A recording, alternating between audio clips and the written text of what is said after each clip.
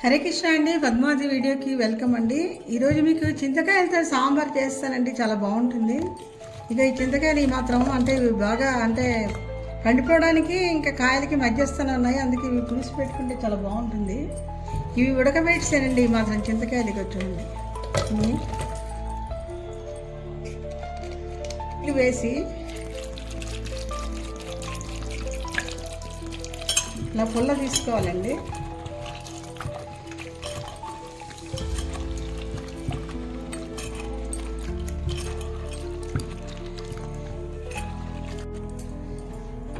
ఇంకోటండి, చింతకాయలు ఇలాగ జ్యూస్ తీసేసుకున్నాము. అదే అంటే లాస్ట్ 2-3 సార్లు అలా వాటర్ వేసేసి క్రష్ చేసేసి ఆ పిప్పంతా పారేస్తే ఇలా చింతకాయ జ్యూస్ వచ్చింది. ఇందులోని కందిపప్పు ఇగోటండి, ఒక కప్పుడు కందిపప్పు అండి ఉడకబెట్టుకున్నాను.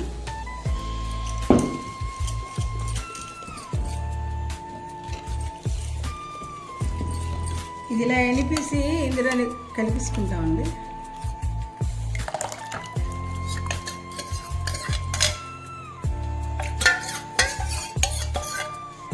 ఇది ఇలా రుచికి సరిపడా ఉప్పు వేస్తానండి.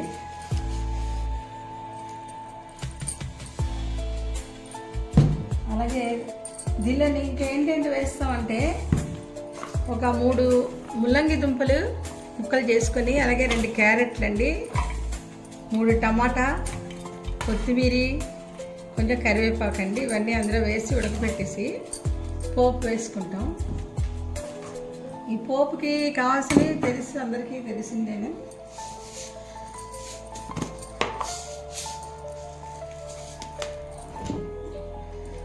ఇంకా ఆవాలండి 2 చెంచాలు,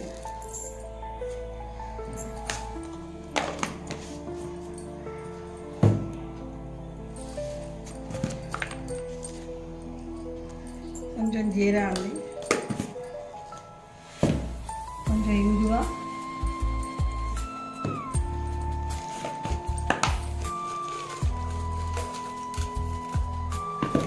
ఒక 3 ఎండుమిరపకాయలండి,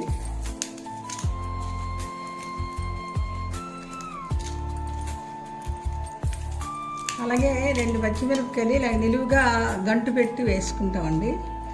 ఈ పోపులో ఇష్టపడితే వేసుకోవచ్చు, లేదా ముక్కలు ఉడికేటప్పుడు కూడా వేసి ఉడకపెట్టుకోవచ్చు అండి. ఇలాంటివి 2 మిరపకాయలు కట్ చేసి వేసానండి. టమాటాలు కట్ చేసి ఉడకపెట్టేసుకొని ఇందులో ఇవి కలిపేసుకుంటాం. ఇది కుక్కర్లో అరిపించిస్తాం. కొంచెం పోపు వేసుకుంటే ఈ చింతకాయ సాంబార్ రెడీ. ఇప్పుడు ఈ చింతకాయ జ్యూస్ తీసుకున్నాం కదండి, అది కొంచెం అందులోని వాటర్ వేసి కుక్కర్ ఒక 2 అరుగులు అరిపించేసి ఈ ఉడికాక అందులో కలిపిస్తామండి. ఇక ఇటు పక్క వేడి చేస్తాను. ఇప్పుడు వాళ్ళ జ్యూస్ తీసుకుంది వేడి చేస్తాను ఈ పక్క. అలాగే ఇందులో కొంచెం పసుపు వేయలేదు. ఇది చాలా రుచిగా ఉంటుందండి.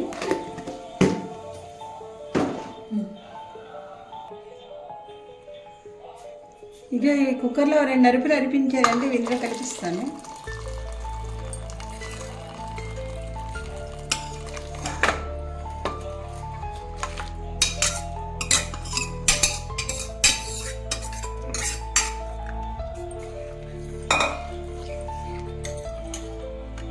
ఇంకో పోపు వేసాను. ఇక్కడ పోపు వేసిస్తే అయిపోయిందండి.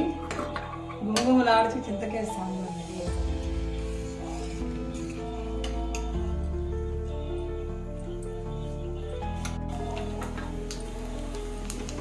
ఇంకోటండి, పోపు వేగిపోయింది.